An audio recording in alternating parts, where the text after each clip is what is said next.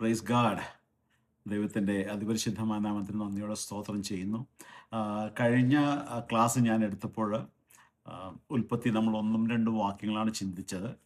ആ, അതിൽ ദൈവം ആകാശം ഭൂമി സൃഷ്ടിച്ചു, ഭൂമി പാഴും ശൂന്യമായിരുന്നു, ആഴത്തിന് മേലുണ്ടായിരുന്നു. ദൈവത്തിൻ്റെ ആത്മാവ് വെള്ളത്തിന് മീതെ പരിവർത്തിച്ചുകൊണ്ടിരുന്നു. വെളിച്ചമുണ്ടാകട്ടെ എന്നുള്ളൊരു വിഷയം നമ്മൾ ചിന്തിച്ചു. അപ്പോൾ നമ്മൾ അത് റഫായിട്ട് ഞാനത് അതിൻ്റെ ഇടയിൽ സംഭവിച്ച, ഇല്ലെങ്കിൽ ഒന്നും രണ്ടും വാക്യങ്ങളിടയിൽ സംഭവിച്ച കാര്യം ഡീറ്റെയിൽ ആയിട്ട് എടുക്കാമെന്നൊന്ന് പറഞ്ഞിരുന്നു. ഓക്കെ, അപ്പോൾ നമ്മളത് ചിന്തിച്ചപ്പോൾ പറഞ്ഞു, ദൈവം ഒരിക്കലും ഒരു പാഴും ശൂന്യവും ഇരുളുമായിരിക്കുന്ന ഒരു ഭൂമിയല്ല സൃഷ്ടിച്ചത്. ദൈവം പാർപ്പിനത്രേ സൃഷ്ടിച്ചതെന്ന് നമ്മളത് വായിച്ചു. ദൈവം ഒരു ഓർഡറിൻ്റെ ദൈവമാണ്, അതിന് കലക്കത്തിൻ്റെ ദൈവമല്ല, സമാധാനത്തിൻ്റെ ദൈവമാണെന്ന് നമ്മൾ പറഞ്ഞു. പിന്നെ ദൈവം വെളിച്ചമാവുന്നു, ഇല്ല, അവനിൽ ഇരുള് ഒട്ടും ഇല്ല. അത് നമ്മൾ ചിന്തിച്ചു. അപ്പോൾ അതിനിടക്ക് സംഭവിച്ച കാര്യമാണ്. പക്ഷെ നമ്മൾ ആ വിഷയം ഇടക്ക് സംഭവിച്ച കാര്യം നമ്മളൊന്നും പറഞ്ഞില്ല. എന്നാലും നമ്മൾ ഇരുളിൻ്റെ ആ വിഷയങ്ങൾ ഫോക്കസ് ചെയ്തിട്ടാണ് സംസാരിച്ചത്. ഇരുള് ഇഗ്നോറൻസ് ആയിട്ട് ഞാൻ പറഞ്ഞു, അല്ലേ? അപ്പോൾ ആ ഇഗ്നോറൻസ് കൊണ്ടാണ് ജനം നശിച്ചു പോകുന്നത്. എന്നാൽ മനുഷ്യനെ സൃഷ്ടിക്കുന്നതിന് മുൻപ് തന്നെ ആ ഇഗ്നോറൻസിൻ്റെ പരിഹാരമായിട്ട് ദൈവം light, let there be light, വെളിച്ചം ഉണ്ടാകട്ടെ എന്ന് കൽപ്പിച്ചു. അതാണ് ഉൽപ്പത്തി പുസ്തകം 1-ാം അധ്യായത്തിൻ്റെ 3-ാം വാക്യം.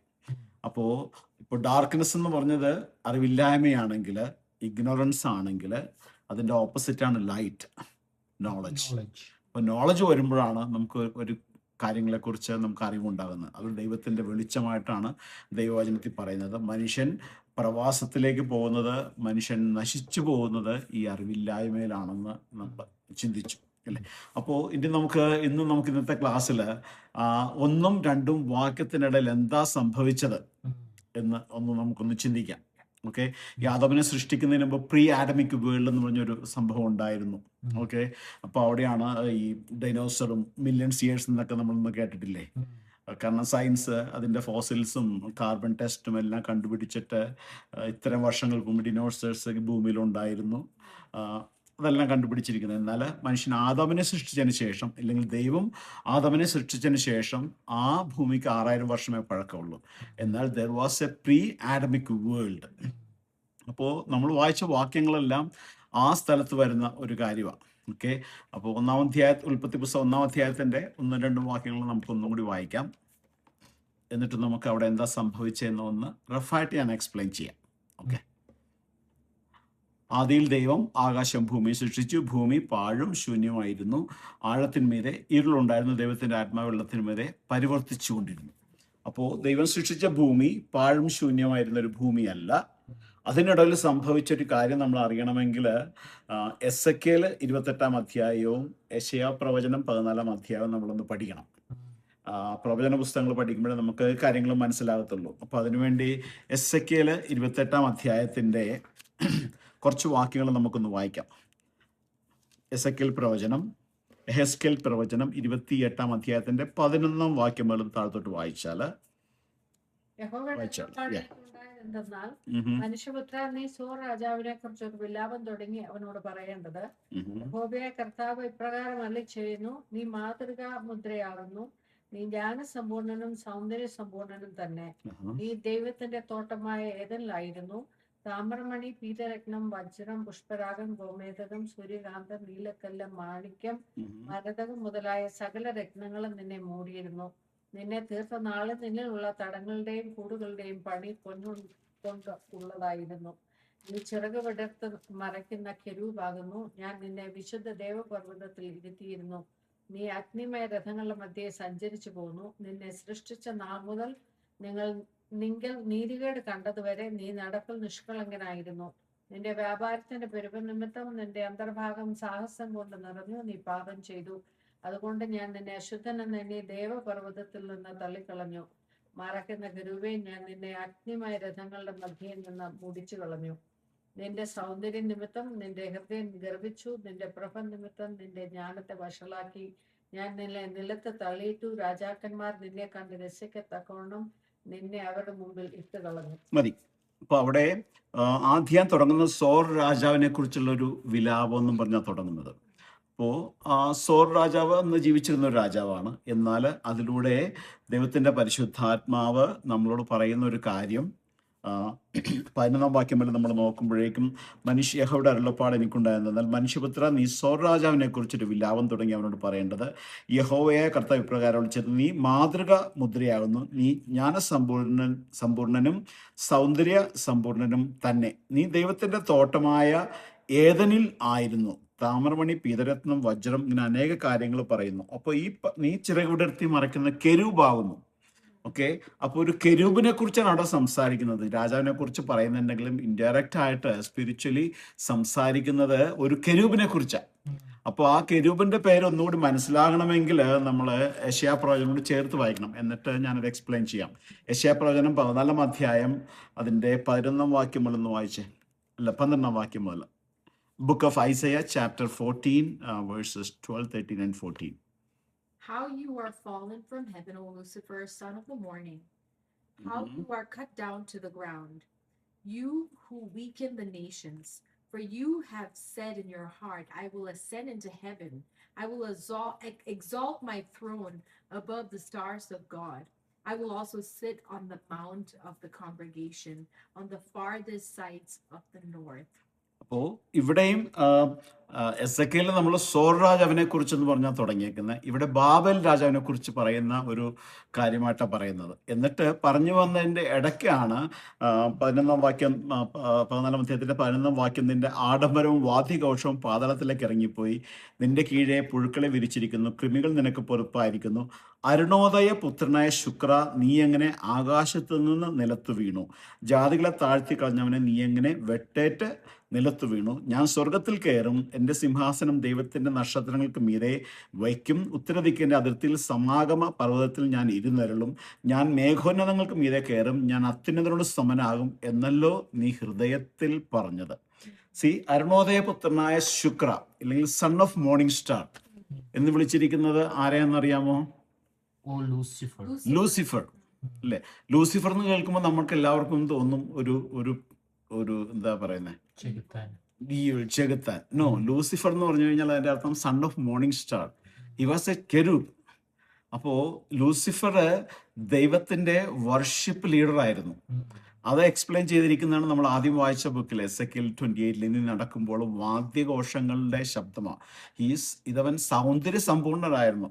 9 രത്നങ്ങൾ കൊണ്ട് മറച്ചിരുന്നു. അത് നടക്കുമ്പോഴേക്കും എല്ലാ ഇൻസ്ട്രുമെന്റ്സിൻ്റെയും ശബ്ദമുണ്ടായിരുന്നു. എൻ്റെ ചിറകില് ചിറകൊന്ന് വിടർക്കുമ്പോൾ തന്നെ എല്ലാ ഭൂമിയിലുള്ള എല്ലാ ഇൻസ്ട്രുമെന്റിൻ്റെയും ശബ്ദം. He was the worship leader four God.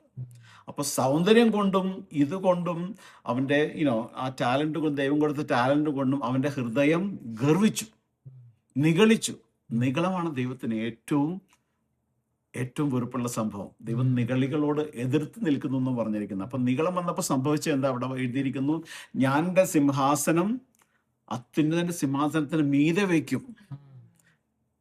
കാരണം പുള്ളി കൊടുത്ത് എല്ലാവരും വർഷിപ്പ് ചെയ്യുമ്പോഴേക്കും പുള്ളിക്ക് അത് സ്വീകരിക്കാൻ, ദൈവത്തിന് വേണ്ടിയാണ് വർഷിപ്പ് ചെയ്യുന്നത്. അരുണോദയ പുത്രനായ ശുക്രൻ അല്ലേ, ഇല്ലെങ്കിൽ son of the morning star Lucifer എന്ന് പറഞ്ഞ ആ ഒരു കെരൂബ് ദൈവത്തെ വർഷിപ്പ് ചെയ്യുന്നത് പുള്ളിക്ക് തോന്നി ആ വർഷിപ്പല്ലേ എനിക്ക് കിട്ടിയാലെന്താ കുഴപ്പം, എൻ്റെ സിംഹാസനം ഞാൻ ദൈവത്തിൻ്റെ സിംഹാസനത്തിൻ്റെ മുകളിൽ വെക്കുമെന്ന് ഹൃദയത്തിൽ പറഞ്ഞതേ ഉള്ളൂ. ദൈവം എന്നെ വെട്ടി താഴെയിട്ട് കളഞ്ഞു. അപ്പോൾ 3 ദൂതന്മാരുമായിട്ട് ലൂസിഫർ താഴെ വീണ് കഴിഞ്ഞപ്പോഴാണ് സൈറ്റാനായിട്ട് മാറിയത്. വെളിച്ചമായിരുന്ന Lucifer, son of morning star, അങ്ങനല്ലേ അരുണോദയ പുത്രനായ ശുക്ര, നീ എങ്ങനെ വെട്ടേറ്റ് നിലത്ത് വീണു. അപ്പോൾ വെട്ടേറ്റ് നിലത്ത് വീണെന്നുള്ള ആ ഒരു ട്രാൻസ്ലേഷനേക്കാൾ ഉപരി ഹി ലോസ്റ്റ് ഹിസ് പൊസിഷൻ. അത് നമ്മൾ ആ ദൈവത്തിന്റെ സന്നിധിയിൽ വർഷിപ്പ് ചെയ്തിരുന്ന ആ പൊസിഷനിൽ നിന്ന് he just cast down to the earthly realm, ഭൂമിയിലേക്ക് വീണു. ഇനി അവനെ വെട്ടി പാതാളത്തിലേക്ക് തള്ളിക്കളയുന്നൊരു സമയമുണ്ട്. അത് വെളിപ്പാട് പുസ്തകത്തിലെ അവസാന കാലഘട്ടത്തിൽ. അപ്പൊ ഇപ്പൊ അവന്റെ പൊസിഷൻ മാറി, ഭൂമിയിൽ അളരുന്ന ഇല്ലെങ്കിൽ ആളുകളെ തെറ്റിച്ച് കളയുന്ന സാത്താനായിട്ട് അത് മാറി. ഓക്കെ, അപ്പോൾ ഒരു വാക്യം നിങ്ങൾ ശ്രദ്ധിച്ചോ എന്ന് എനിക്കറിയത്തില്ല. നമ്മൾ ഐസയലല്ല എസെക്കിയേൽ നമ്മൾ വായിച്ചപ്പോഴേക്കും അവിടെ എഴുതിയിരിക്കുന്നു, നീ ദൈവത്തിന്റെ തോട്ടമായ 13 വാക്യത്തില് എസെക്കിയേൽ 28:13 എഴുതിയിരിക്കുന്നു, നീ ദൈവത്തിന്റെ തോട്ടമായിരുന്ന ഏദനിലായിരുന്നു. എന്നിട്ട് അവന്റെ രത്നങ്ങളെ കുറിച്ചും വചനങ്ങളെയൊക്കെ എല്ലാം എക്സ്പ്ലെയിൻ ചെയ്തേക്കുന്നത്. അപ്പോൾ ദൈവം ഭൂമിയിൽ സൃഷ്ടിച്ച ഏദൻ തോട്ടത്തിലായിരുന്നു ലൂസിഫർ. അല്ല. So God has a Garden of Eden in the heavenly realm. സ്വർഗത്തില് ഈ ഒരു ഗാർഡനില് ഏദൻ തോട്ടം ഉണ്ടായിരുന്നു. അതിൻ്റെ ഒരു റെപ്ലിക്കയാണ് ഭൂമിയിൽ ദൈവം സൃഷ്ടിച്ചത്. എന്നിട്ട് ആ റലം എക്സ്പാൻഡ് ചെയ്യുക. ദൈവത്തിന്റെ സ്വരൂപത്തിലും സാദൃശ്യത്തിലും സൃഷ്ടിക്കപ്പെട്ട മനുഷ്യനെ കൊണ്ട് ആ ഗാർഡൻ ഓഫ് ഈഡൻ എന്ന് പറഞ്ഞ റലം, ഞാൻ കഴിഞ്ഞ ക്ലാസ്സിൽ അത് എക്സ്പ്ലെയിൻ ചെയ്യുന്നു, അത് എക്സ്പാൻഡ് ചെയ്യുക, ഭൂമിയിൽ ആ അനുഭവം കൊണ്ട് നിറയ്ക്കുക എന്നുള്ളതായിരുന്നു മനുഷ്യന്റെ കമ്മീഷൻ. അപ്പൊ നിങ്ങൾ സന്താനമുള്ളവരായി പെരുകി ഭൂമിയിൽ നിറഞ്ഞാൽ തന്നെ അടക്കി വാഴുവിൻ എന്ന് പറയുമ്പോഴേക്കും കുറെ കുഞ്ഞുങ്ങളുണ്ടാക്കി ഭൂമി നടക്കുന്നതിനേക്കാൾ ഉപരിയായിട്ട് ആത്മീയമായിട്ട് ഈ ഏതന്റെ അനുഭവത്തിൽ അവരെ കൊണ്ട് ആക്കിയത് അല്ലേ. ആ ഏതന്റെ അനുഭവം ഭൂമിയിൽ നടക്കുക എന്നുള്ളതായിരുന്നു കമ്മീഷൻ. ഇപ്പൊ മറന്നു പോകരുത്. അതുകൊണ്ടാണ് സാത്താൻ സർപ്പമായിട്ട് വന്നിട്ട്, കാരണം ഈ ലൂസിഫർ എവിടെയായിരുന്നു? ഏദൻ തോട്ടത്തിലായിരുന്നു. അപ്പോൾ ഏദൻ തോട്ടത്തെ he know better than anybody else. Eden തോട്ടത്തിലായിരുന്നു ലൂസിഫർ അല്ലേ. അപ്പൊ ഭൂമിയിൽ ഒരു ദിവസം നോക്കുമ്പോഴേക്കും ഒരു ഏദൻ തോട്ടം. പുള്ളി സ്വർഗത്തിൽ നിന്ന് കാസ്റ്റ് ഔട്ട് ചെയ്തു, ദൈവം വെട്ടി താഴേക്ക് ഇട്ടു. പക്ഷേ ആ സ്വർഗത്തിലുണ്ടായിരുന്ന അതേ ഒരു സംഭവം ഭൂമിയിൽ, അതിൻ്റെ നടുക്ക് ദൈവത്തെ പോലെ ഇരിക്കുന്ന 2 പേര് നടക്കുകയും ചെയ്യുന്നു. ദൈവത്തിന്റെ സ്വരൂപത്തിലും സാദൃശ്യത്തിലും സൃഷ്ടിക്കപ്പെട്ട മനുഷ്യൻ അവിടെ നടക്കുന്നു. അപ്പോ ലൂസിഫറിന് ഒരു കാര്യം മനസ്സിലായി, എന്റെ സ്ഥാനം അവിടെ നിന്ന് പോയി ഓൾറെഡി. ഈ ഭൂമിയിൽ ഇനി ഏതൻ തോട്ടം വന്നു കഴിഞ്ഞാൽ ഇവിടെ നിന്നും എന്റെ സ്ഥാനം പോകും. So I need to deceive them somehow. That's the reason he deceived Eve അല്ലേ. ആ മാനവരാശി അല്ലെങ്കിൽ ഹവ്വയിലൂടെ വഞ്ചിക്കപ്പെടാനുള്ള ഒരു കാരണം അതാ, ഈ ഏദൻ തോട്ടത്തില്. അപ്പോ ഇവന്റെ വെട്ടേറ്റ് നിലത്ത് വീണത് കൊണ്ടാണ് ഈ ഭൂമി പാഴും ശൂന്യം വിരുണ്ടുമായിട്ട് പോയത്. കാലക്രമേണ ഭൂമി പാഴായിട്ട് പോയെന്ന് പറയുന്നുണ്ട്. എന്നാൽ ഇരുളിന്റെ അനുഭവം വന്നത് ഈ വെട്ടേറ്റ് നിലത്ത് വീണ സാത്താന്റെ വീഴ്ച കാരണം. ലൂസിഫർ വെളിച്ചദൂതനായിരുന്നു, അരുണോദയ പുത്രനായിരുന്നു, സൺ ഓഫ് മോർണിംഗ് സ്റ്റാർ ആയിരുന്നു. പക്ഷെ ഭൂമിയിലേക്ക് ദൈവത്തിന്റെ സന്നിധിയിൽ നിന്ന് വന്നു കഴിഞ്ഞപ്പോഴേക്കും അവൻ ഇരുളായിട്ട് മാറി, ഡാർക്ക്നെസ് ആയിട്ട് മാറി. So that how the earth become the darkness, ഇരുളായിട്ട് മാറിയത്.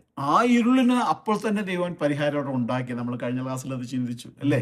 വെളിച്ചം ഉണ്ടാകട്ടെ എന്ന് ദൈവം കൽപ്പിച്ചു, ലെറ്റ് ദർ ബി ലൈറ്റ്.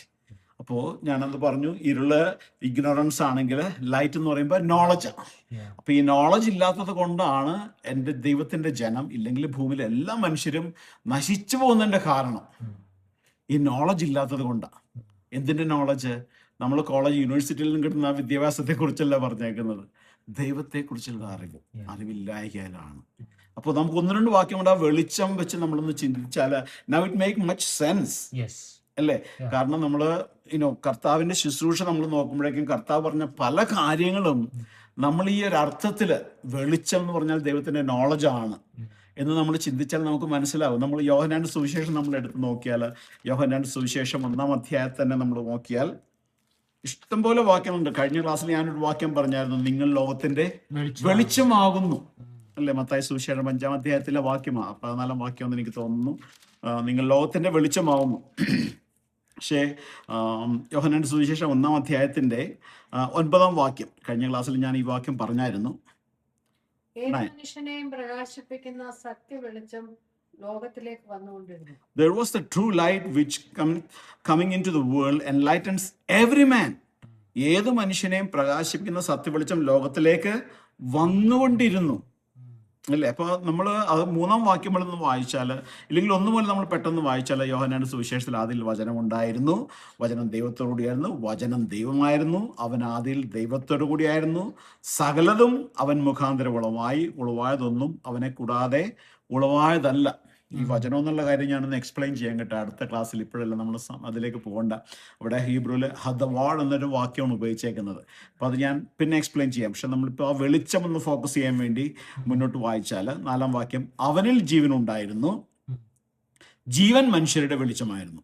അപ്പോൾ സകലതും അവൻ മുഖാന്തരം, ഇല്ലെങ്കിൽ യേശുക്രിസ്തു മുഖാന്തരം, വചനം മുഖാന്തരം ഉളവായതൊന്നും വചനത്തെ കൂടാതെ, അല്ലെങ്കിൽ യേശുക്രിസ്തുവിനെ കൂടാതെ ഉളവായതല്ല. ആ യേശുക്രിസ്തുവിൽ ജീവൻ ഉണ്ടായിരുന്നു, ആ യേശുക്രിസ്തുവിലുള്ള ജീവനായിരുന്നു മനുഷ്യരുടെ വെളിച്ചം. അവനിൽ ജീവൻ ഉണ്ടായിരുന്നു, ജീവൻ മനുഷ്യരുടെ വെളിച്ചമാകുന്നു. വെളിച്ചം ഇരുളിൽ പ്രകാശിക്കുന്നു, ഇരുളോ അതിനെ പിടിച്ചടക്കിയില്ല. ഇപ്പൊ നമ്മൾ പലപ്പോഴും ഇന്ന് പലരും ചെയ്യുന്നത് നമ്മൾ സുവിശേഷ പ്രസംഗം എന്ന് പറഞ്ഞ് പലരും ചെയ്യുന്നത് നമ്മൾ ഇരുളിനെ എങ്ങനെ പ്രസംഗിക്കുന്നത്, നീ പാപിയാന്ന് പറയുന്നതിനേക്കാൾ ഉപരിയായിട്ട് you just turn on the light. വെളിച്ചം കാണിച്ചു കൊടുത്താൽ മതി. നമ്മൾ ഇരുളുള്ള ഒരു മുറിക്കകത്ത് നമ്മൾ ചെന്ന് കഴിഞ്ഞാൽ ഇല്ലേ, ഇരുട്ടിനെതിരായിട്ട് പ്രാർത്ഥിച്ചിട്ടുള്ള കാര്യമുണ്ട്. ഇരുട്ട് മാറിപ്പോട്ടെ, ഉപവാസം എടുക്കുന്നു, പ്രാർത്ഥിക്കുന്നു. You just turn on the light. നമ്മൾ ലൈറ്റ് ഓൺ ചെയ്ത് കഴിഞ്ഞാൽ ഇരുളിന് അവിടെ നിൽക്കാൻ പറ്റത്തില്ല. വെളിച്ചം ഇരുളിൽ പ്രകാശിക്കുന്നു, ഇരുളോ അതിനെ പിടിച്ചടക്കിയില്ല. ഇരുളിന് ഒരിക്കലും വെളിച്ചത്തെ പിടിച്ചടക്കാൻ പറ്റത്തില്ല. വെളിച്ചം വന്നു കഴിഞ്ഞാൽ, എന്നിട്ട് അതിൻ്റെ താഴത്തോട്ടെല്ലാം ഇത് പറഞ്ഞു കഴിഞ്ഞിട്ടാണ് ഈ താഴത്തോട്ടെല്ലാം പറഞ്ഞ് വന്നിരിക്കുന്നത്.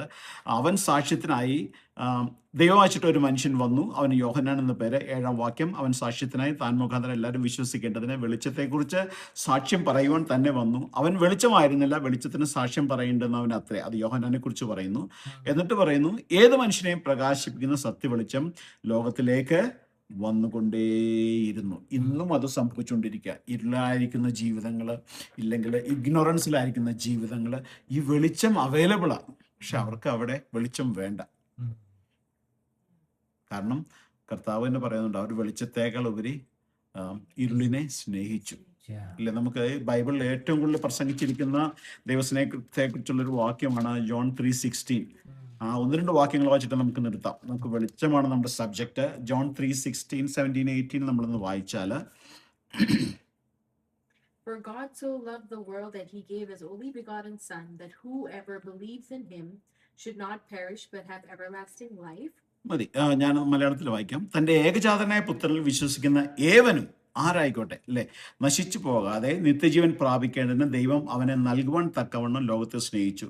ദൈവം തൻ്റെ പുത്രനെ ലോകത്തിൽ അയച്ചത് ലോകത്തെ വിധിക്കുവാനല്ല, ലോകം അവനാൽ രക്ഷിക്കപ്പെടുവാൻ അത്രേ. അപ്പോൾ കർത്താവ് യേശുക്രിസ്തു ദൈവമായിരുന്നു, മനുഷ്യപുത്രനായിട്ട് ഭൂമിയിൽ വന്നത്. ആ ഓഫീസ് വെച്ച് നമ്മൾ പഠിക്കുമ്പോഴേക്കും രക്ഷകനായിട്ടാണ് വന്നത്. ഭൂമിയിൽ വന്നത് ലോകത്തെ വിധിക്കുവാനല്ല അല്ലേ, ലോകത്തെ ലോകത്തെ വിധിക്കുവാനല്ല, ലോകം അവനാൽ രക്ഷിക്കപ്പെടുവാൻ അത്രേ. അവനിൽ വിശ്വസിക്കുന്നവന് ന്യായവിധിയില്ല, വിശ്വസിക്കാത്തവന് ദൈവത്തിന്റെ ഏകജാതനായ പുത്രന്റെ നാമത്തിൽ വിശ്വസിക്കായാൽ ന്യായവിധി വന്നു കഴിഞ്ഞു. എന്നിട്ട് അടുത്ത വാക്യം എഴുതിയേക്ക്, ന്യായവിധി എന്നതോ വെളിച്ചം ലോകത്തിൽ വന്നിട്ടും മനുഷ്യരുടെ പ്രവൃത്തി ദോഷമുള്ളതാകിയാൽ അവർ വെളിച്ചത്തേക്കാൾ ഇരുളിനെ സ്നേഹിച്ചത് തന്നെ. ഒത്തിരി എക്സ്പ്ലെയിൻ ചെയ്യേണ്ട വാക്യമാണ് അല്ലേ. അപ്പോ കർത്താവ് യേശുക്രിസ്തുവിനെ അറിയാത്ത അല്ലെങ്കിൽ വിശ്വസിക്കാത്ത ജീവിതങ്ങളെ കാണുമ്പോഴേക്കും ദൈവത്തിന്റെ കണ്ണിൽ അവരെ ന്യായവിധി ഓൾറെഡി വന്നു കഴിഞ്ഞു എന്ന് പറഞ്ഞാൽ അവര് പുത്രനെ ലോകത്തിൽ അയച്ചു. ആ പുത്രനെ വിശ്വസിക്കാതിരിക്കുമ്പോൾ തന്നെ അവരുടെ ജീവിതത്തിൽ ന്യായവിധി ഓട്ടോമാറ്റിക്കായിട്ട് വന്നു കഴിയുക. കാരണം അവിടെ എഴുതിയിരിക്കുന്നത്, ദൈവം തൻ്റെ പുത്രനെ ലോകത്തിൽ അയച്ച ലോകത്തെ വിധിക്കുവാനല്ല, ലോകം അവനാൽ രക്ഷിക്കപ്പെടുവാൻ അത്രേ. അവനിൽ വിശ്വസിക്കുന്ന ന്യായവിധിയില്ല, വിശ്വസിക്കാത്തവന് ദൈവത്തിൻ്റെ ഏകജാതന പുത്രന്റെ നാമത്തിൽ വിശ്വസിക്കായാൽ ന്യായവിധി വന്നു കഴിഞ്ഞു. 19-ാം വാക്യം, ന്യായവിധി എന്നതോ വെളിച്ചം ലോകത്തിൽ വന്നിട്ടും മനുഷ്യരുടെ പ്രവൃത്തി ദോഷമുള്ളതാകിയാൽ അവർ വെളിച്ചത്തേക്കാൾ ഇരുളിനെ സ്നേഹിച്ചത് തന്നെ.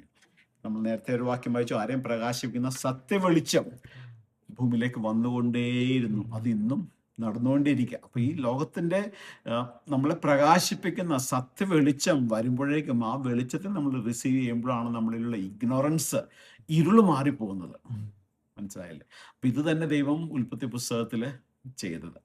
ഓക്കെ, അപ്പോൾ son of the morning star, Arunodaya പുത്രനായ ശുക്രന്റെ വീഴ്ചയിലാണ് ഭൂമി പാഴും ശൂന്യമായിട്ട് പോയത്.